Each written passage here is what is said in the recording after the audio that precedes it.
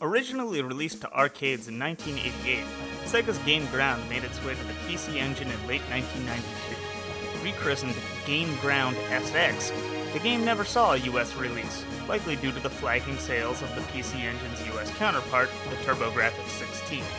Regardless, Game Ground SX is a fantastic port of an often overlooked arcade classic, and arguably the best version of the game out there.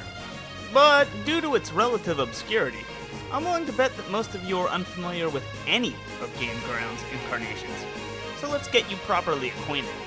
Taking place at some point after the year 3000 AD, Game Ground is set in a world where, as the game's box indicates, the human race has progressed to almost the point of perfection. Poverty, sickness, war, humankind has apparently solved all of its problems. All of them but one, that is.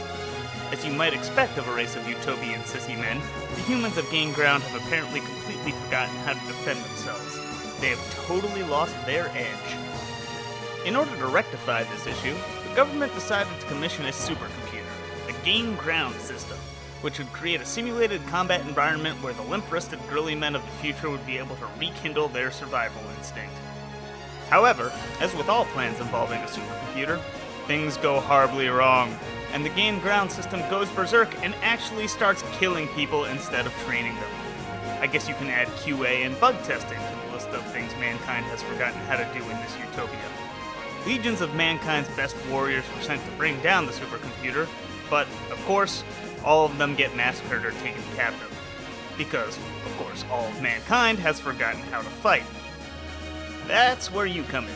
Taking control of the three best of the rest, it's your job to rescue the captive search parties and defeat the Game Ground system once and for all. Which I guess kinda means that your victory would more or less ensure that the Game Ground program has succeeded in making humanity great again. Or whatever, but I digress. So all of that plot, it's just window dressing. You can more or less forget it. It's just an excuse to throw an eclectic group of crazy characters together in a strategy action game. So let's get right down to the gameplay.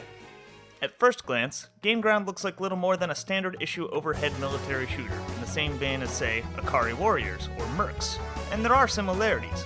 You control a warrior with a ranged weapon who can move and shoot in 8 directions, and on each level you're put up against a swath of enemies toting all manner of armaments. But truthfully, that's where the likeness ends. The levels in Game Ground are short. In fact, in most versions of the game, each stage is compressed into one screen. There are 2 ways to win each level. You can, 1, defeat every enemy on the level, or 2, take all of your characters to the large yellow area conveniently marked as an exit. The game ends when all of your characters have been defeated, but there's a slight wrinkle to this. If your character takes a hit at any point during the level, he'll be taken captive and reduced to a small sprite on the map. If one of your existing characters can tag the defeated character and successfully ferry him to the exit, the captive will be added to your roster at the beginning of the next stage, as if he'd never died to begin with. However, if your rescue attempt fails, you'll lose your POW for the entirety of the remaining game. There's another type of hostage situation in the game as well. As the game progresses, you'll find the warriors previously captured by the Game Ground system scattered throughout the levels.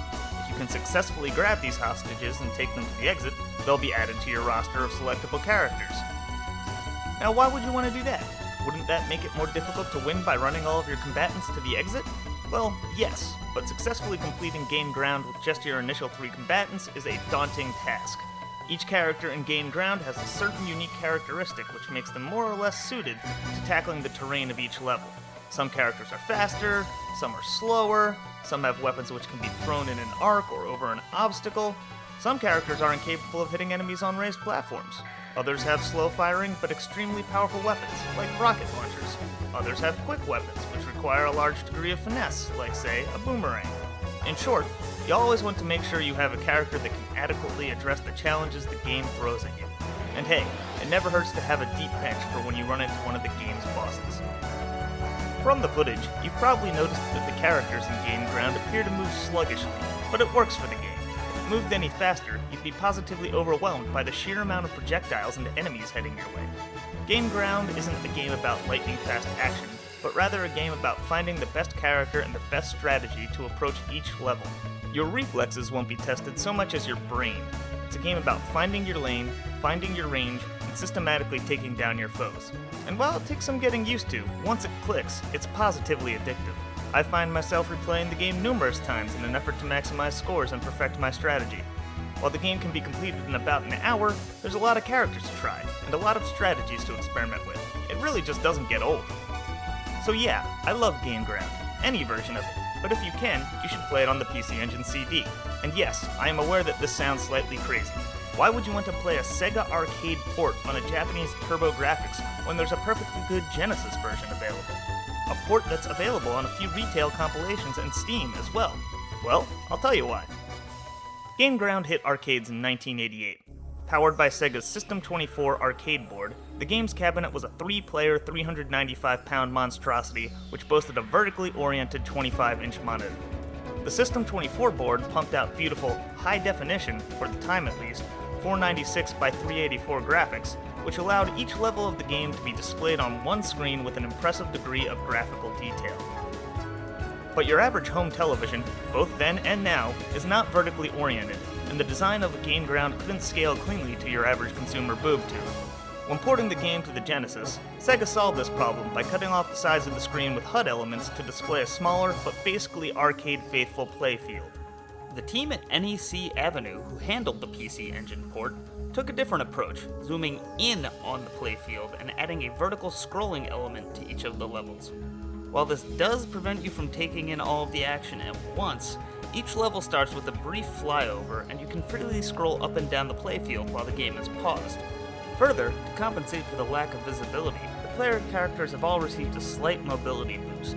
Overall, these changes make the PC Engine version of Game Ground an admittedly easier, but far more enjoyable experience. Additionally, the magnified playfield allows the PC Engine to really show off its graphical chops.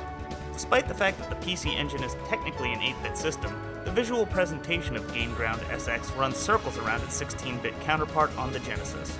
Blocky sprites and muddy colors are subbed out for detailed characters and a vibrant color palette. The only real strike against Game Ground SX is that it somewhat confusingly lacks any multiplayer component. But hey, it's 2016. You're lucky if you have any friends that would want to play an obscure Japanese PC Engine game with you to begin with. And last, but certainly not least, there's the positively glorious music. Making full use of the CD format, Game Ground SX offers absolutely stellar Red Book audio renditions of the Arcade Games chiptune soundtrack. Credited to Tease Music, a Japanese music and sound design company, the soundtrack to Game Ground SX, which you've been listening to since this video began, is rife with the type of bombast that can only be found in an early CD-ROM game. You can practically hear the sound designers relishing in the creative freedom afforded by the CD storage medium. For my money, this is one of the most underappreciated game soundtracks out there. So unless you're an arcade purist, or happen to have a burning desire to play with a friend, in my humble opinion, the PC Engine is the best place to get your Game Ground fix. But if you can't, or for some reason won't, play it there, the Genesis version is great too.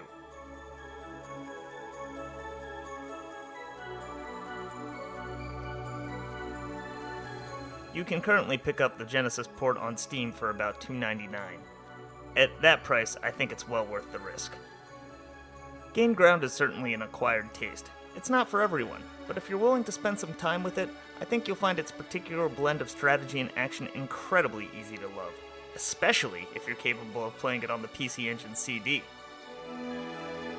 Until next time, folks, this is Steve White for Subspace Briefcase, signing off.